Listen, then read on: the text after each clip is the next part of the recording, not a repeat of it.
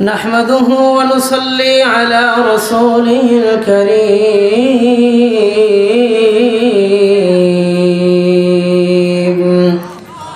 أما بعد فأعوذ بالله من الشيطان الرجيم بسم الله الرحمن الرحيم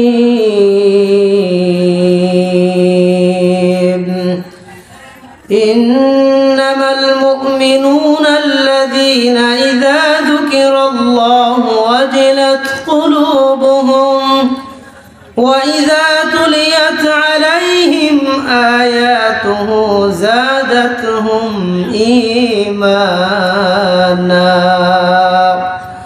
وعلى ربهم يتوكلون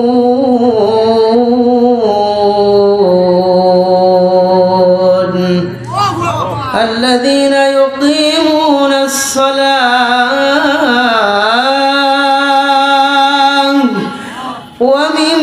ومما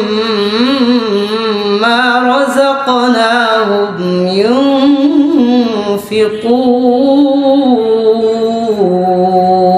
ينفقون أولئك هم المؤمنون حقا لهم درجات عند ربهم ومغفرة ورزق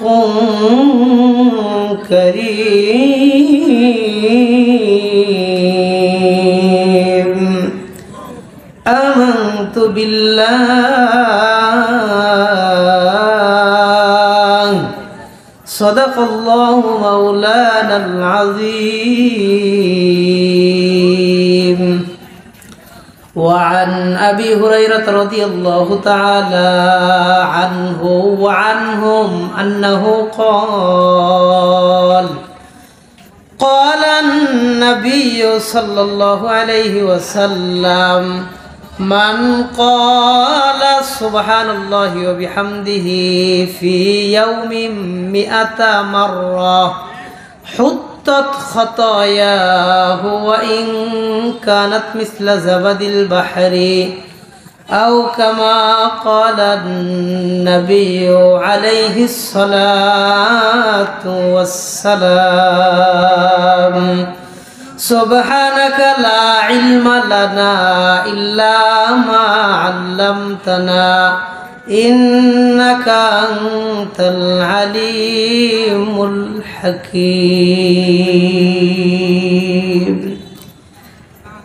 الحمد لله ثم الحمد لله মোহনগঞ্জ সম্মিলিত উলামা পরিষদের উদ্যোগে আয়োজিত তাফসিরুল কোরআন মাহফিলে উপস্থিত মুআজ্জাজ উলামায়ে কেরাম, আমার সামনে বসে আছেন অত্র এলাকা থেকে আগত সর্বজন শ্রদ্ধেয় মান্যবর মুরব্বী বাবারা, যুবক ভাইরা, পর্দার অন্তরালে অবস্থান করতেছেন শ্রদ্ধেয়া সম্মানিতা মা ও বোনেরা, সকলের প্রতি আন্তরিক মোবারকবাদ আজকের এই তাফসিরুল কোরআন মাহফিলকে স্বাগতম জানানোর জন্য।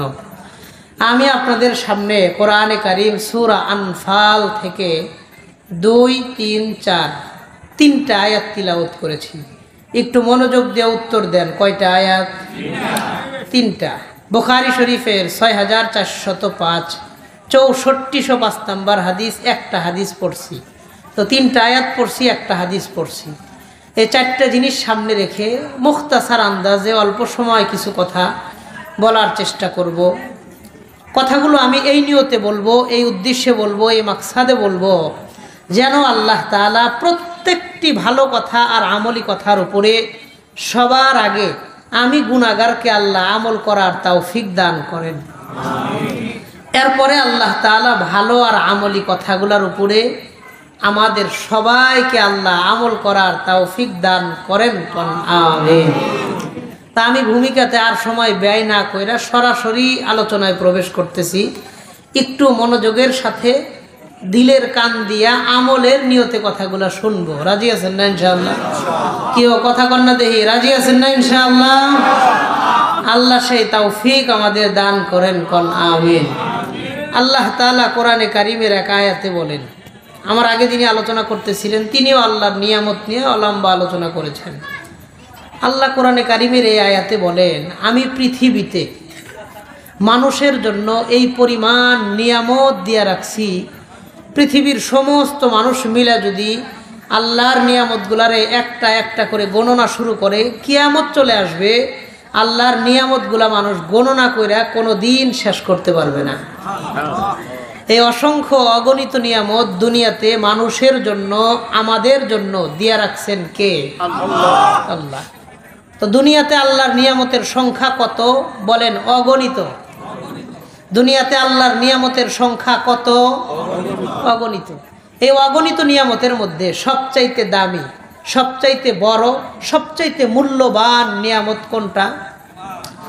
মাশাআল্লাহ। এই আয়াতের ব্যাখ্যায় রাইসুল মুফাসসিরিন আব্দুল্লাহ ইবনু আব্বাস রাদিয়াল্লাহু আনহুমা তিনি বলেন, তাফসিরে ইবনে কাসিরের মধ্যে আল্লামা ইমাদউদ্দিন ইবনু কাসির রাহিমাহুল্লাহ তিনি আব্দুল্লাহ ইবনে আব্বাস রাদিয়াল্লাহু আনহুর রিওয়ায়াতটা উল্লেখ করে তিনি বলেন যে পৃথিবীর মধ্যে সবচাইতে দামি, বড়, মূল্যবান নিয়ামত কোনটা? তিনি বলেন, ওয়া ইন্না মিন আকবারি নিয়ামিল্লাহি সুবহানাহু ওয়া তাআলা ওয়া হুয়াল ঈমান। পৃথিবীর মধ্যে আল্লাহ মানুষকে যত নিয়ামত দিয়েছেন তার মধ্যে সবচাইতে দামি, বড়, মূল্যবান নিয়ামতের নাম হলো ঈমান। বলেন সুবহানাল্লাহ।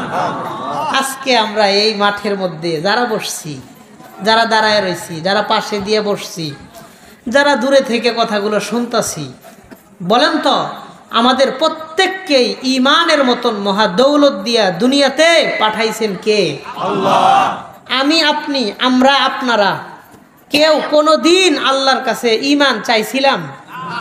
এই বুঝা উত্তর দিয়ে চাইছিলাম? একটা দরখাস্ত লিখছিলাম? একটা ফর্ম তো পূরণ করছিলাম না। বিনা চাওয়ায়, বিনা আবেদনে, বিনা দরখাস্তে, বিনা নিবেদনে আমাদেরকে শুধুই ভালোবেসে, শুধুই মহাব্বত করে, শুধুই মায়া কইরা ঈমান দিছেন কে? আল্লাহ। আল্লাহ। এটা শুধুই আল্লাহর ভালোবাসা, শুধুই আল্লাহর দয়া, মায়া, মহাব্বতের কারণে আমাদেরকে আল্লাহ ঈমান দিয়েছেন।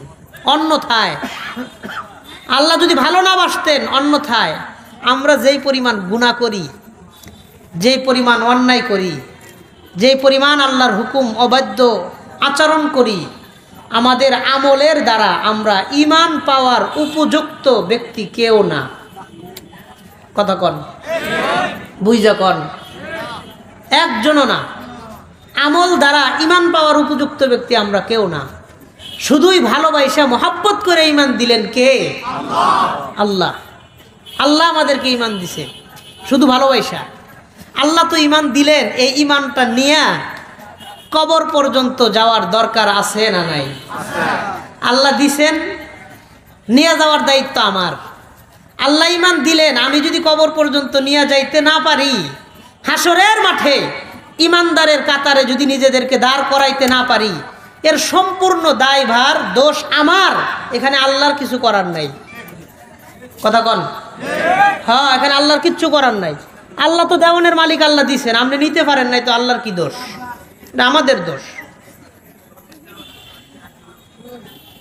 কোনো জিনিস পাওয়ার পরেও যদি নিয়ে যাইতে না পারা যায়, ওই জিনিসের আফসোস বেশি হয়। আমাকে যদি না ঈমান আল্লাহ না দিতেন, হিসাব কিতাব সহজ। ঈমান দেয় নাই, বিনা হিসেবে জাহান্নামে, তার কোনো হিসাবও নাই। আল্লাহ বলেন, ওয়ালা নুকিমু লাহুম ইয়াউমাল কিয়ামাতি ওয়াজনা। এদের জন্য কোনো দাড়ি পাল্লাও নাই, এরা বিনা হিসেবে জাহান্নামে। ঈমান যদি না দিতেন আল্লাহ, আমাদের হিসাব কিতাব কম। ঈমান দিছেন, তারপরে যদি নিয়ে যাইতে না পারি, আফসোসটা কমবে না বাড়বে? আফসোসটা আরো বাড়বে। যেমন একটা উদাহরণ দিলে একটু সহজে বুঝবেন, এরপরে আমি আমার মূল কথার দিকে যাব। আপনাদের তো মোহনগঞ্জ, একটা সুন্দর উদাহরণ দেই। এই তো হাওর এলাকা। হ্যাঁ, এক লোক নদীতে গেছে মাছ মারতে। উত্তর দিয়ে কন, কি মারতে? মাছ মারতে। অনেকক্ষণ চেষ্টা করছে, কোনো মাছ পায় নাই। শেষে বাড়িতে আসতে খালি হাতে, মনটা একটু খারাপ। এতক্ষণ চেষ্টা করলাম, একটা মাছ পাইলাম না, মনটা খারাপ। বাড়িতে আসছে, এসে বসে রয়েছে। একটু পরে পাশের বাড়ি থেকে আরেক ব্যক্তি গেছে মাছ ধরতে। অল্প সময় চেষ্টা করে হঠাৎ বড় একটা মোটা তাজা আয়ের মাছ ধরছে, শক্ত আয়ের মাছ ধইরা সুন্দর করে পানি থেকে মাছটা উপরে উঠাইছে, নদী থেকে মাছটা উপরে উঠাইছে। বলেন আয়ের মাছ একদম নরম, দুর্বল না শক্তিশালী? শক্তিশালী। মাছটা যখন উঠাইছে, সাদা ধবধবা আয়ের মাছ, দেখে মনটা খুশি হয়ে গেছে, একটা হাসি দিছে, এত সুন্দর মাছ। হাসির আওয়াজে মাছটা ঝ্যাংটা একটা লাফ দিয়ে ছুটে গেছে গা। আরো চেষ্টা করে মাছ পায় নাই। এই লোকটাও একটু পরে খালি হাতে বাড়িতে আসছে। আগের লোকটাও খালি হাতে আইছে, এই লোকটাও খালি হাতে আইছে। বলেন এই যে পরে যেই লোকটা আসলো, এই লোকের আফসোস আগের লোকের তুলনায় কম হবে না বেশি হবে? আগের ব্যক্তিও খালি হাতে আসছে, এই লোকটাও খালি হাতে আসছে, তবে এই লোকের আফসোসটা বেশি হবে। কারণ কি? ভালো করে বলেন, কারণ কি? আচ্ছা, অনেকেই বলছেন মাছ ধরে ছাইড়ে দিছে, পায়া হারাইছে। মূল কথা একটাই, বক্তব্য একটাই, এই লোকের মনে একটা আফসোস, আহারে আমি তো পাওয়ার পরেও পাইলাম না, আমি তো ধরার পরেও ধরে রাখতে পারলাম না। কথা কন ঠিক কিনা? এমনই ভাবে আল্লাহ আমাদেরকে ঈমান দিছে। এই ঈমান যদি আমি আপনি ধরে রাখতে না পারি, কবর পর্যন্ত ঈমান যদি সাথে নিয়ে যাইতে না পারি, হাসরের মাঠে ঈমানদারের কাতারে যদি নিজেকে দাঁড় না করাইতে পারি, হাসরের মাঠে ঈমান পাওয়ার পরেও ঈমান নিয়ে যাইতে না পারার কারণে আফসোসটা আমার আপনার হাসরের মাঠে কম হবে না বেশি হবে? আফসোসটা কমবে না বাড়বে? বাড়বে। আপনারা এই মোহনগঞ্জ এই এলাকার নাম কি? মাইলোডা। মাইলোডা এলাকার অনেক মানুষ এখানে আছেন। আপনাদের এই এলাকার মধ্যে বিভিন্ন শ্রেণী পেশার মানুষ আছে। কেউ অটো রিক্সা চালায়, কেউ ভ্যান চালায়, কেউ সিএনজি চালায়, কেউ দিনমজুর, কেউ ক্ষেত খামারে কাজ করে, কেউ হাওরে মাছ ধরে, কেউ চাকরিজীবী, কেউ ব্যবসায়ী, কেউ দোকানদার, কেউ ঝালমুড়ি বেচে, কেউ চা বিক্রি করে, কেউ রং মিস্ত্রি, কেউ কাঠ মিস্ত্রি, কেউ রাজমিস্ত্রি। নানান রকমের শ্রেণী পেশার মানুষ এই এলাকার মধ্যে আছে না নাই? আছে। দেখেন আমাদের ব্যস্ততা ভিন্ন হতে পারে, আমাদের কাজকর্ম আলাদা আলাদা হইতে পারে, আমাদের ব্যস্ততা এক একজনের এক একটা আলাদা আলাদা, কিন্তু আমাদের সকলের পরিচয় একটা, আমরা সবাই মুসলমান। যে অটো নিয়ে যায় ডাক দিয়ে জিজ্ঞাসা করেন নাম কি? আব্দুর রহিম। নাম কি? রহমাতুল্লাহ। ওই লোকটা মুসলমান। যে লোকটা চা বিক্রি করে মুসলমান, ঝালমুড়ি আর ফুচকা বিক্রি করে ডাক দিয়ে জিজ্ঞান, উনিও মুসলমান। কথা কন ঠিক কিনা? একজন মুসলমান হিসেবে আমি আপনি যদি আমার আপনার জীবনে দুইটা জিনিস পাই, আমার কথাগুলো খুব মনোযোগ দিয়ে শুনেন, এখনকার কথাগুলো বুঝলেই সামনের কথাগুলো বুঝতে সুবিধা হবে। আমি আপনি মুসলমান হিসেবে যদি জীবনে দুইটা জিনিস পাই, এক নাম্বার, আমার এই সংক্ষিপ্ত জীবনটা আমি কোরআন হাদিস অনুযায়ী কাটাইতে পারছি, ইসলাম অনুযায়ী জীবনটা কাটাইতে পারছি, যতটুকু পারছি ইসলাম মাইনা কাটাইছি, হারাম খাই নাই, হালাল পথে উপার্জন করছি, মানুষকে ঠকাই নাই, মানুষকে ধোকা দেই নাই, জীবনটা ইসলাম অনুযায়ী কাটাইছি, মরণের সময় ঈমান নিয়ে কবরে যাইতে পারছি। এই দুইটা জিনিস যদি আমি আপনি আমার আপনার জীবনে নিশ্চিত হইতে পারি আর পাই, এই জীবনে আর কোনো কিচ্ছু না পাইলেও কোনো আফসোস নাই। কথা বল। হ্যাঁ, এই জীবনে যদি দুইটা জিনিস পাই আর কোনো কিচ্ছু না পাইলেও কোনো আফসোস নাই। ইমানি জীবন, ইমানি মরণ, এই দুইটা জিনিস। আমি এই দুইটা পয়েন্টের উপরে কয়েকটা কথা বলবো। কেমনে আমার জীবনটা আমি ইসলাম অনুযায়ী কাটামো, কেমনে মরণের সময় ঈমান নিয়ে কবরে যাবো, কেমনে পারবো এটা? বলেন একজন মুসলমান হিসেবে এই দুইটা জিনিসের গুরুত্ব আমার আপনার জীবনে আছে না নাই? বলেন কম না বেশি? বেশি, বেশি। চলেন এই ব্যাপারে আমি একটা হাদিস আপনাদের শোনাই। একজন ইমানদারের মৃত্যু কেমন হয়, কিভাবে হয়, কতটা আনন্দের হয়। এই যে আজকে আপনাদের সামনে একজন মানুষ তার মা অসুস্থ মাকে ডাক্তার দেখায় নিয়ে আসতেছেন, আসার পথে তিনি ইন্তেকাল করছেন। মাও মারা গেছেন, স্ত্রী স্ত্রী যিনি সুস্থ উনি মারা গেছেন, যিনি অসুস্থ তিনি জীবিত আছেন। এই লীলা খেলা, এই ফায়সালা কার? আল্লাহ। এটা আল্লাহর ফায়সালা। এই ব্যাপারে একটা হাদিস আমি আপনাদের শোনাই। মুসনাদে আহমদের 17,570 নাম্বার হাদিস, বিশাল বড় কিতাব, 52 খণ্ডর কিতাব, একটা কিতাব 52 খণ্ড। এই কিতাবের 17,570 নাম্বার হাদিস। আমাদের কওমি মাদ্রাসার কিতাব আছে একটা, মিশকাতুল মাসাবিহ হাদিসের কিতাব। এই মিশকাত শরীফেও হাদিসটা আসছে। হাদিস নাম্বার হলো 1630। 1630 নম্বর হাদিস, 1630 নম্বর হাদিস। হাদিসের বর্ণনাকারী সাহাবীর নাম বারা বিন আযিব রাদিয়াল্লাহু আনহু। তিনি বলেন, وعن البراء بن عازب رضي الله تعالى عنه وعنهم أنه قال خرجنا مع النبي صلى الله عليه وسلم في جنازة رجل من الأنصار। সাহাবী বারা বিন আযিব রাদিয়াল্লাহু আনহু বলেন, আমরা একদিন নবীজির সাথে একটা জানাজা নামাজ পড়ার জন্য বের হইলাম। একটু মনোযোগ দিয়ে আওয়াজ করে বলেন, কিসের নামাজ পড়ার জন্য বের হইলাম? জানাজা নামাজ পড়ার জন্য নবীজির সাথে বের হইলাম। যেই সাহাবী মারা গেছেন, সাহাবীর বাড়ি মদিনায়। বলেন, সাহাবীর বাড়ি কোথায়? মদিনার একজন সাহাবী মারা গেছেন, আমরা তার জানাজা পড়ার জন্য বের হইলাম। হাত্তা ইনতাহাইনা আলাল কবরি, আমরা যাইতে যাইতে কবরস্থান পর্যন্ত গিয়ে উপস্থিত হইলাম। যেই কবরস্থানে সাহাবীকে দাফন করা হবে, ওই কবরস্থানে আমরা গিয়ে উপস্থিত হইলাম। যাওয়ার পরে দেখি ফালাম্মা ইউলহাদিল কবরু, এখন পর্যন্ত কবর খননের কাজটা শেষ হয় নাই, কবর খননের কাজটা চলতেছে। বাংলাদেশের মাটি একটু নরম হয়, কোদাল দিয়া কোপ দিলে মাটিটা খুইরা যায়, কিন্তু আরবের মাটি পাথরওয়ালা জমিন, কোদাল দিয়া কোপ দিলে খুঁড়বে না, কৌশলে সময় নিয়ে খুঁড়তে হয়। বাংলাদেশেও দেখবেন যে মাটিতে ইট বালু সিমেন্ট একটু মিশ্রণ আছে, কোদাল দিয়া যত জোরে কোপ দেন কোদাল নষ্ট হইব, কিন্তু মাটি খুঁড়তো না। কথা ঠিক আছে না? তা আমরা কবরস্থান পর্যন্ত গেছি, যায় দেখি কবর খুঁড়তেছে, এখনো শেষ হয় নাই, চলতেছে, কাজ চলতেছে। এই অবস্থা দেখা ফাজালাসান নবী সাল্লাল্লাহু আলাইহি ওয়াসাল্লাম ওয়া জালাসনা হাওলা, নবীজি কবরের পাশে গিয়ে একটা জায়গায় বসলেন। আমরা সাহাবায়ে কেরাম নবীজির চার পাশ দিয়ে বসে গেলাম। সাহাবী বলেন, কান্না আলা রুউসিনা তাইর, কেমন যেন আমাদের মাথার উপরে পাখি বসা। একজন মানুষের গায়ের উপরে পাখি বসলে লোকটা যেমন নড়াচড়া করে না, আমাদের সকলের মন খারাপ, আমরাও নড়াচড়া করি না, চুপচাপ নিচের দিকে মাথাটা দিয়ে বসে রইছি। ওয়াফি ইয়াদিহি উদুন ইয়ানকুতু বিহি ফিল আরদি, নবীজির হাতে ছোট্ট একটা লাঠির টুকরা, এটা দিয়া নবীজি জমিনের মধ্যে আঁকাআঁকি করতেছেন, দাগাদাগি করতেছেন।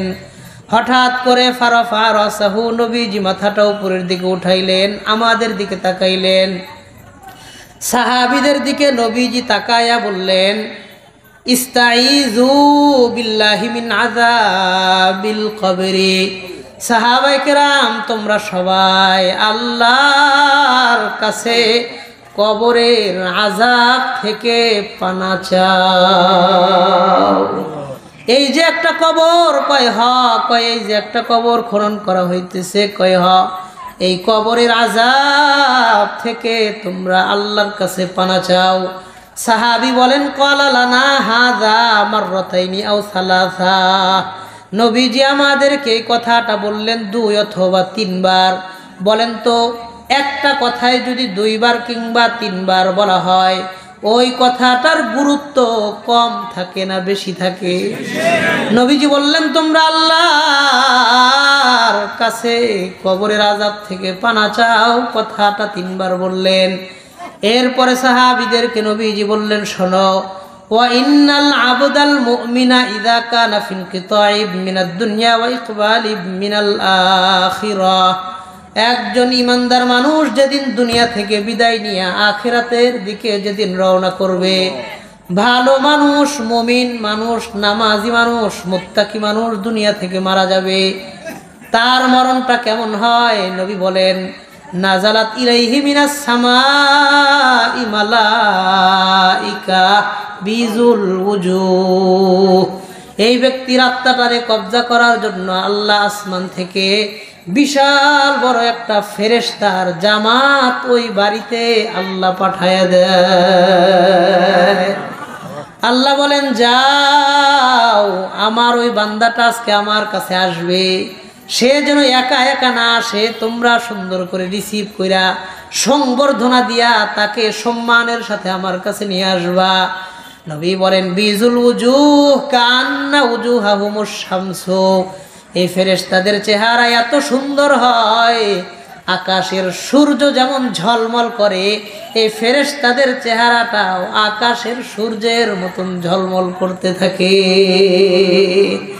আল্লাহর হাবিব বলেন হাত্তা ইয়াজলিসু মিনহুম আদ্দাল বাসার, এই ফেরেশতার জামাত এই লোকের বাড়িতে আসার পর লোকটা যত দূর পর্যন্ত দেখতে পারে, তার চোখের দৃষ্টির সীমানা পর্যন্ত রাস্তার দুই পাশ দিয়া এই ব্যক্তির আত্মাটারে স্বাগতম জানানোর জন্য দাঁড়ায়া যায়।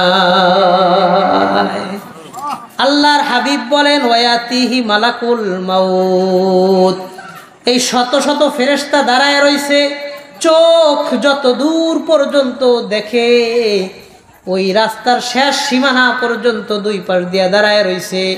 নবী বলেন এর মাঝখান থেকে মালাকুল মাউত ইমানদার ব্যক্তির কাছে আসে, হাইটা হাইটা আসতে থাকে। যেই ফেরেশতা জান কবজা করবে মালাকুল মাউত, আমরা যেই ফেরেশতারে আজরাইল নামে চিনি, মালাকুল মাউত ইমানদার ব্যক্তির কাছাকাছি আসতে থাকবে। আল্লাহর নবী বলেন মাহু শাইআন, মালাকুল মাউত ইমানদার ব্যক্তির জন্য আল্লাহর পক্ষ থেকে দুইটা জিনিস নিয়ে আসবে। একটু মনোযোগ দিয়ে আওয়াজ করে জবান খুলে উত্তর দেন, কয়টা জিনিস নিয়ে আসবে? এক নম্বর নবী বলেন মাহু কাফনুন মিন আকফানিল জান্নাতি ওয়া হানুতুম মিন হানুতিল জান্নাহ, এক নম্বর জান্নাত থেকে একটা কাফনের কাপড়, দুই নম্বর জান্নাত থেকে একটা আতরের কৌটা নিয়ে এসে হাজির হয়ে যায়। কাফনুন মিন আকফানিল জান্নাহ ওয়া হানুতুম মিন হানুতিল জান্নাহ, জান্নাত থেকে একটা কাফনের কাপড় আনবে এবং একটা আতরের কৌটা আনবে। কয়টা জিনিস? হ্যাঁ সবাই কোন কয়টা জিনিস? এই দুইটা জিনিস একটু মনে রাখেন। এরপরে কি করবে নবী বলেন হাত্তা ইয়াজলিসা ইনদা রাসিহি মিন জানিবিহিল মাইমান, মালাকুল মাউত ইমানদার ব্যক্তির কাছে আসার পর তার মাথার ডান পাশে বসবে। আহারে লোকটা যদি ভালো হয়, নামাজি হয়, মুত্তাকি হয়, দিনদার হয়, মালাকুল মাউত তার জানটা কবজ করবে মাথার ডান পাশে বৈশা, আজরাইল তার মাথার ডান পাশে বসবে। আর লোকটা যদি বেনামাজি হয়, বেদিন হয়, বেনামাজি হয়, গুনাহগার হয়, মালাকুল মাউত তার মাথার বাম পাশে বসবে। বলেন লোকটা ভালো হইলে তার মাথার কোন পাশে বসবে? আর লোকটা গুনাহগার বেনামাজি হইলে মালাকুল মাউত তার মাথার কোন পাশে বসবে?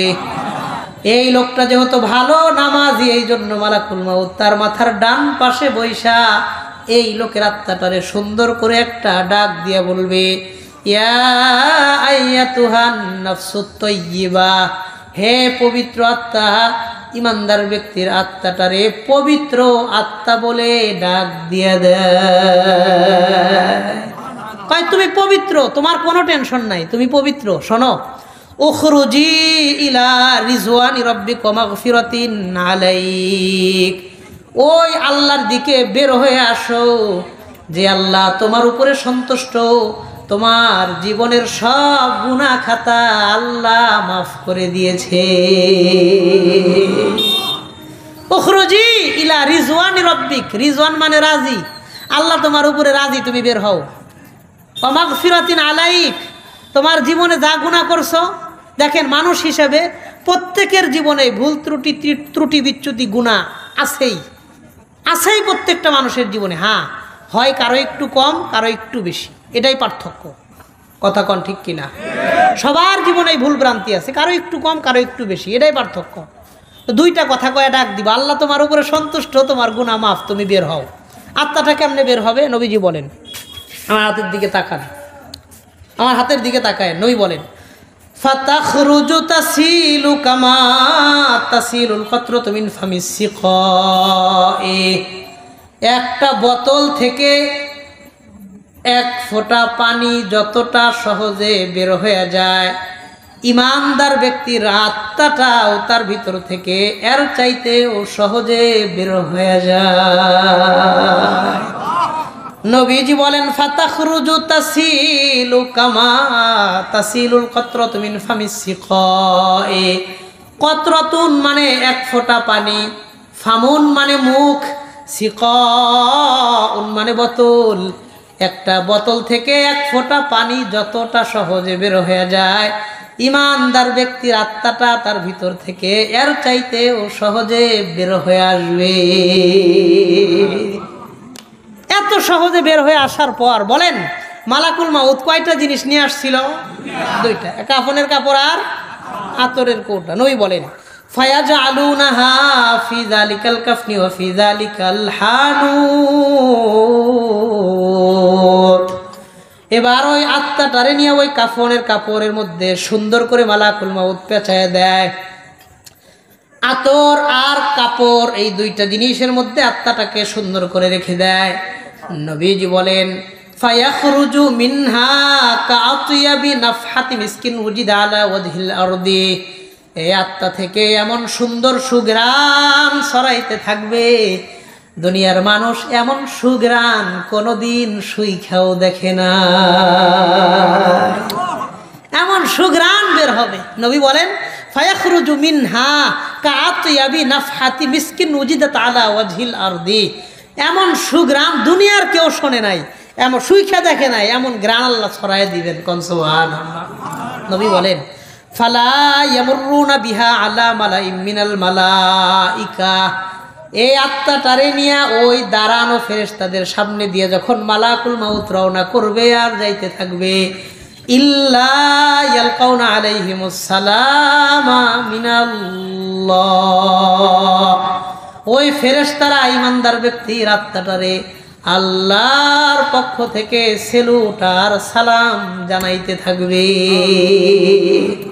দুনিয়াতে সেনাবাহিনীর বড় কোনো অফিসার এক জায়গা দিয়ে গেলে বাকি সেনা সদস্যরা যেমন সেলুট আর সালাম জানাইতে থাকে, এই ইমানদার ব্যক্তির আত্মাটারে আল্লাহর পক্ষ থেকে ওই ফেরেশতারা সেলুট আর সালাম জানাইতে থাকবে। সুবহানাল্লাহ। নবী বলেন হাত্তা ইয়াতিয়া বিহা ইলাস সামাইদ দুনিয়া। আত্মাটারে নিয়ে দুনিয়া আর আসমান পর্যন্ত পৌঁছে যাবে। ফেরেশতারা জিজ্ঞাসা করবে কার আত্মা, পরিচয় দিবে, দরওয়াজা খুলে দিবে। প্রথম আসমান, দ্বিতীয়, তৃতীয়, চতুর্থ, পঞ্চম, ষষ্ঠ, সপ্তম। হাত্তা ইয়ানতাহিয়া বিহা ইলাস সামাইস সাবিআ। 7 নাম্বার আসমান পর্যন্ত যখন আত্মাটারে নিয়ে যাবে, আল্লাহর আরশের সামনে যখন আত্মাটাকে হাজির করবে, জান্নাতের ঘ্রাণটা যখন আশপাশের ফেরেশতাদের নাকে চলে যাবে, মালাইকাতুল মুকাররবিন আল্লাহর আশেপাশের ফেরেশতারা ডাক দিয়ে জিজ্ঞাসা করবে লিমান হাদিহির রূহুত তাইয়্যিব। এই পবিত্র আত্মাটা কার? আমরা ওই ব্যক্তির পরিচয় সম্পর্কে জানতে চাই। এটা কার আত্মা, কার? এই লোকের পরিচয় শুনতে চাই। এবার খেয়াল করেন, আমি আপনি যেদিন মইরা যামু, ওই আমার আপনার 2 কাঁধে কেরামান কাতিবিন 2 জন ফেরেশতা আছে। আমার আপনার মরাও শেষ, এদের ডিউটিও শেষ, এদের আর কোনো কাজ নাই। কথা ঠিক আছে? আমি আপনি মরে গেছি, এরা তো আমার কামগুলাই লিখতো, আমার ভালো মন্দ লিখতো। তা আমি আপনি মরে গেছি, এই লোকে এই 2 জনের আর কোনো কাজ আছে? এবার এই 2 জন আল্লাহ ডাক দেবেন, আসো তোমাদের ডিউটি শেষ, আসো। তারা 2 জন যাবে। যাওয়ার পরে আল্লাহ বলবেন আমার এই বান্দার পরিচয় তোমরা আমার ফেরেশতাদের সামনে প্রকাশ করো, আমার ফেরেশতাদেরকে শোনায় দাও। নবী বলেন ফায়ুসাম্মুনাহু বিআহসানি আসমাইহি ফিদ দুনিয়া। দুনিয়াতে এই লোকটার যত ভালো কাজগুলো আছে, কোন অসহায় বাড়িতে একবেলা খাবার পৌঁছায় দিছে, শীতের সময় গরিব মানুষের বাড়িতে একটা কম্বল কিনে দিছে, গরিব একটা মেয়ের যৌতুকহীন বিবাহের ব্যবস্থা করে দিছে, ইয়াতিম কোনো বাচ্চাকে একটা জুতা কিনে দিছে, ঈদের সময় অল্প টাকার একটা কাপড় কিনে দিছে। প্রত্যেকটা ছোট ছোট ভালো কাজ ওই দিন আল্লাহর সামনে কিরামান কাতিবিন পাঠ করে করে শোনায়া দিবে। সব ভালো কাজ যখন আল্লাহর সামনে তেলাওয়াত করে পাঠ করে শোনানো হবে, আল্লাহ বলবেন ইজালু কিতাব আবদি ফি ইল্লিয়িন, আমার এই বান্দার নামটা তোমরা জান্নাতি মানুষদের তালিকার মধ্যে সংযুক্ত করে দাও। আল্লাহর কাছে দুইটা তালিকা আছে, আরশের ডান পাশে একটা তালিকা যেটাকে বলা হয় ইল্লিয়িন, জান্নাতীদের তালিকা। আরশের বাম পাশে একটা তালিকা আছে যেটাকে বলা হয় সিজ্জিল আই ওয়াদিম মিন জাহান্নাম, জাহান্নামীদের একটা তালিকা আরশের বাম পাশে। আল্লাহ বলবেন এই বান্দার নামটা জান্নাতি মানুষদের তালিকার মধ্যে সংযুক্ত করে দাও। মালাকুল মাউত সুন্দর করে আত্মাটারে নিয়ে জান্নাতি মানুষদের তালিকার মধ্যে নামটা লিখে দিবে। নাম লেখা শেষ হইলে আল্লাহ ডাক দিয়ে বলবেন ওয়া আইদু রূহাহু ইলা কবরিহি, আমার এই বান্দার আত্মাটারে নিয়ে তার কবরের মধ্যে রাইখে আসো। দেখো তার সব চাইতে কাছের নিকটের আত্মীয় স্বজনরা কোথাও তার কবর খুঁড়ছে, কবরের মধ্যে তার লাশকে দাফন করছে, সেখানে আত্মা ফেরত দিয়ে চলে আসো। আশপাশের ফেরেশতারা প্রশ্ন করবেন আল্লাহ এই আত্মাটারে আসমানেই রাইখা দেন, আমরা জান্নাতের ঘ্রাণটা নিতে চাই। আল্লাহ ডাক দিয়া বলবেন না, এই বান্দার আত্মাটাকে আসমানের মধ্যে রাখা যাবে না, কারণ আমি বনি আদমের সাথে একটা ওয়াদা করেছি। আমি বনি আদমকে বলেছি ফাইন্নী মিনহা খলাকতুহু ওয়া ফিহা উঈদুহু ওয়া মিনহা উখরিজুহু তারাতান উখরা, আমি বনি আদমকে বলেছি মাটি থেকেই তাদেরকে তৈরি করেছি, মরণের পরেই মাটিতেই তাদেরকে ফিরিয়ে দিব।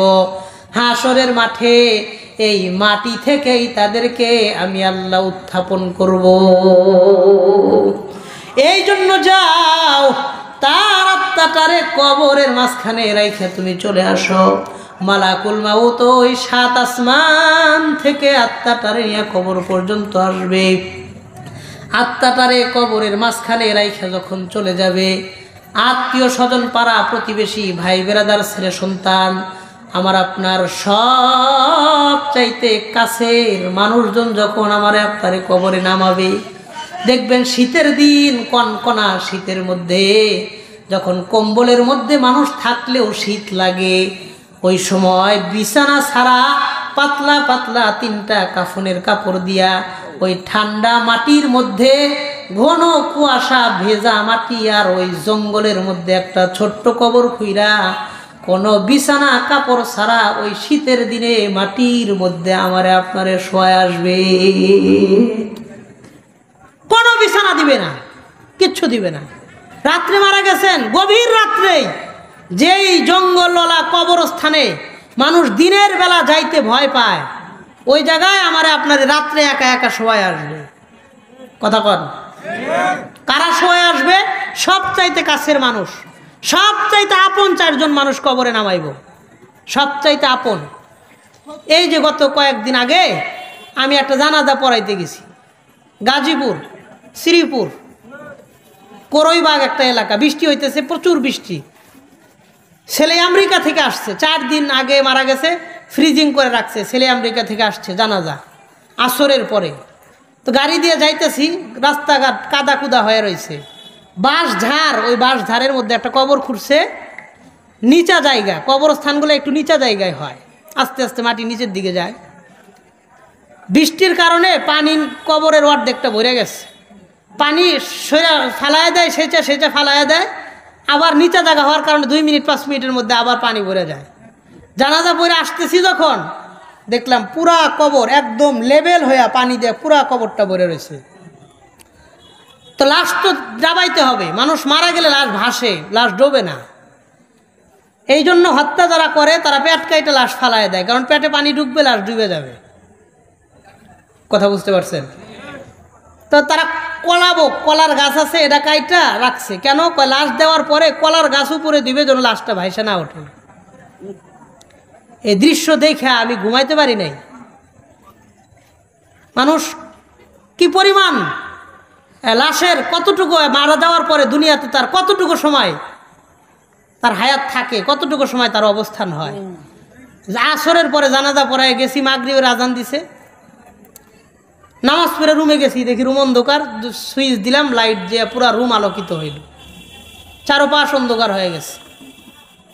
আমি ওই সময় রুমের মধ্যে ঢুকে যখন সুইচ দেই, ওই কবরের ছবিটা আমার মাথায় ভাসতেছে। এখনো আমার মোবাইলে ওই কবরের ছবি আছে। আমি মাঝে মধ্যে ওই কবরের ছবিটা দেখি।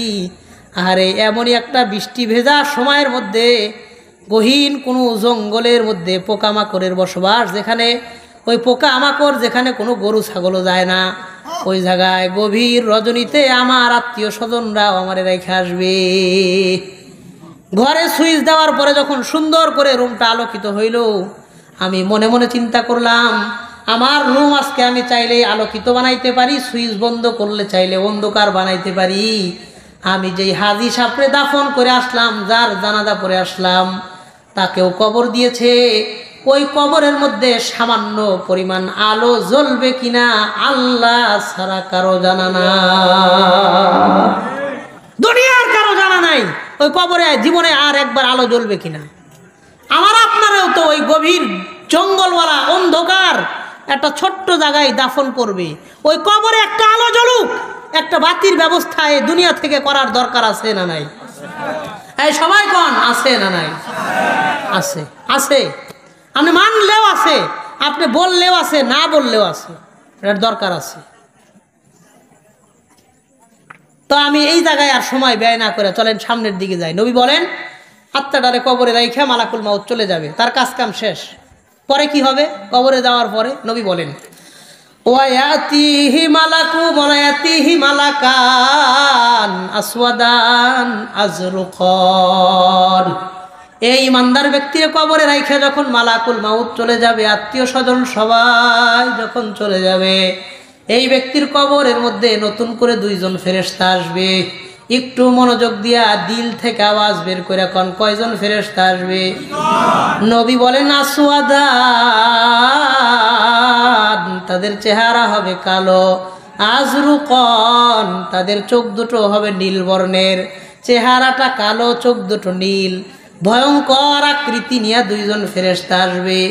নবী বলেন, ইউকালু লি আহাদিহিমা আল মুনকার ওয়ালিল আখরি আন নাকির। একজন ফেরেশতারে বলা হবে মুনকার, আর একজন ফেরেশতারে বলা হবে নাকির। এই মুনকার আর নাকির দুইজন ফেরেশতা কবরের মধ্যে আসার পর ফায়ুজলিসানিহি ফি কবরি, এই লোকটারে সুন্দর করে তার কবরের মধ্যে উঠায়া বসাবে। কবরে বসানোর পর ফায়াকুলানি লাহু সালাসা, এই ব্যক্তিকে প্রশ্ন করবে তিনটা। একটু মনোযোগ দেন, উত্তর দিয়া কোন প্রশ্ন করবে কয়টা? এক নাম্বার ডাক দিয়া বলবে, মান রব্বুকা, তোমার রবকে। ইমানদার দিল থেকে আওয়াজ দিয়া জবান খুলে বলেন, আমার আপনার রবকে। দুই নাম্বার প্রশ্ন করবে, ওমা দিনুকা, তোমার ধর্মের নাম কি? ইমানদার বলেন, তো আমার আপনার ধর্মের নাম কি? তিন নাম্বার প্রশ্ন করবে, ওমান হাদার রাজুলুল্লাযী বুইসা ফীকুম, এই যে একজন মানুষের চেহারা তুমি দেখতে পারতেছো, এই লোক সম্পর্কে তোমার মন্তব্য কি, তোমার সিদ্ধান্ত কি? এক নাম্বার তোমার রব কে, দুই নাম্বার তোমার ধর্ম কি, তিন নাম্বার এই লোক সম্পর্কে তোমার মন্তব্য কি? লোকটা উত্তর দিয়া বলবে, রব্বি আল্লাহ, আমার রব হলেন আল্লাহ, ওয়া দীন ইয়াল ইসলাম, আমার ধর্মের নাম ইসলাম, আর ওয়া হুয়া নাবিয়ুনা মুহাম্মাদুন রাসূলুল্লাহ সাল্লাল্লাহু আলাইহি ওয়াসাল্লাম, তিনি হলেন আমাদের নবী মুহাম্মাদুর রাসূলুল্লাহ সাল্লাল্লাহু আলাইহি ওয়াসাল্লাম। তিনটা প্রশ্নের জবাব যখন সঠিক হবে, তিনটা কোয়েশ্চনের অ্যান্সার যখন রাইট হবে, নাদা মুনাদিম মিনাস সামা, আল্লাহ আসমান থেকে ডাক দিয়া বলবেন, আন সাদাকা আবদি, আমার বান্দা তিন প্রশ্নের জবাবে যা বলছে প্রত্যেকটা জবাব সঠিক হয়েছে। সবগুলা উত্তর ঠিক হয়েছে, ভুল কিছু কয় নাই। শোনো, তিনটা প্রশ্ন করছো, উত্তরও তিনটা দিছে, সব ঠিক হয়েছে। এই মুহূর্তে আমার বান্দার কবরে তিনটা পুরস্কার দিয়ে দাও। সুবহানাল্লাহ। কয়টা পুরস্কার? তিনটা। এক নাম্বার, আল্লাহ ডাক দিয়া বলবেন, আন আফরিশুহু মিনাল জান্নাহ, দেখো আমার বান্দার কবরের মধ্যে কোনো বিছানা নাই,